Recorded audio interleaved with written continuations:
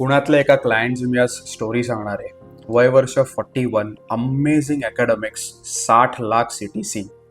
पण at the age of 41 एक major heart attack आला आणि त्याचा मृत्यू झाला. वाईफ, हाऊसवाईफ, त्याला एक मुलगी आणि एक मुलगा. 39व्या वर्षी पाठी लागून त्याने 3 करोडचा टर्म इन्शुरन्स काढला. 2च प्रीमियम भरले आणि 41st इयरला त्याची डेथ झाली.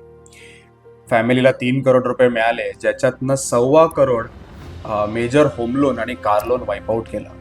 1.75 करोड्स उरले, त्यातले 25 लाख रुपये इमर्जन्सी फंडला ठेवले आणि 1.5 करोड्स SWP मध्ये टाकले, ज्याने त्याला वाईफला 1 ते 1.25 लाख मंथली पेन्शन येते.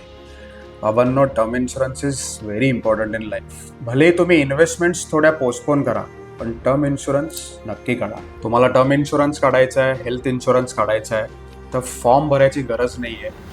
माझ्या टीम मेंबर अपूर्वाला तुम्ही डायरेक्ट कॉल करून इन्शुरन्स काढू शकता. नंबर तुम्हाला फ्लॅश होईल. थँक्यू.